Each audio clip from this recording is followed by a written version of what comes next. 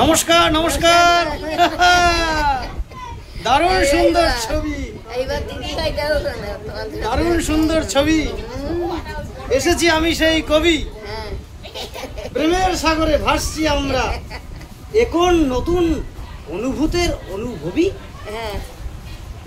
এই যে দেখছেন আমার নতুন এবং পুরনো গার্লফ্রেন্ড।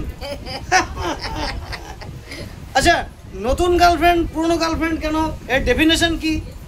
আসলে এনার সাথে পরিচয় হয়েছে তখন এক আলাদা উদ্বুদ্ধ হয়েছিলাম, এবং তার পরবর্তীতে পিঙ্কি এদিকে হ্যালো, এই যে আমার এই সুন্দরী রমণী। এখন ব্যাপারটা হচ্ছে ওনার কাছে গেলে ওনার সামনে যদি আবার আমি করি তাহলে একটা ভয়ানক পরিস্থিতি হতে পারে। তাই আর কি আমি এনাকে যখন দেখি তখন ফাঁকে ফাঁকে প্রেমে পড়ি, ফাঁকে ফাঁকে প্রেমে। আসলে এটা আমার তো অফিসিয়াল বউ, মানে খাতা কলমে বউ। চারিদিকে দেখছেন কিভাবে বউ চুরি হচ্ছে, তাই এনাকে একটু মাঝে মাঝে একটু লুকিয়ে বুঝতে পারছেন তো?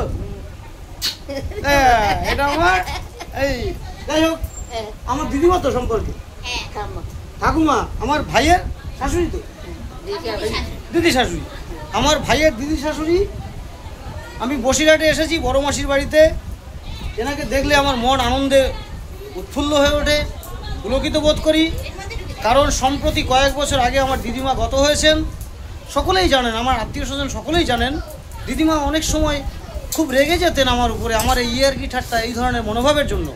কিন্তু পরবর্তীতে তিনি খুব ফিল করতেন যে ওই নাতিটা, এবং আমার আত্মীয় স্বজনের মধ্যে অধিকাংশ, এখনও আমি দাবি রাখি একমাত্র আমিই আছি সেই পাবলিক যে সকল গুরুজনের হাতে পায়ে হাত দিয়ে নমস্কার করার অভ্যাসটা রেখেছি, এবং চেষ্টা করি আমার ছেলের মধ্যে এগুলো প্রবেশ করানোর। যাই হোক, হাসি, আনন্দ, দুঃখ, বিরহ, বেদনা সব কিছু মিলেমিশেই আমাদের পূর্ণ জীবন।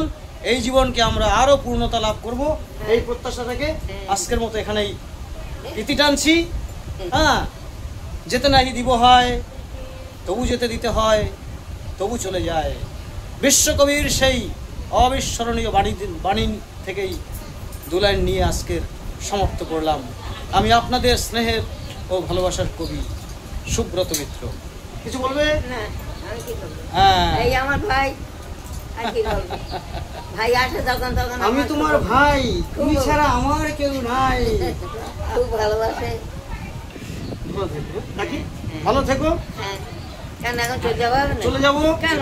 আর আমার বাড়িতে আসতে হবে, আমি এখানে বন্দোবস্ত করবো ওদের সাথেই আসতে হবে, এসে দুদিন থাকতে হবে। হ্যাঁ।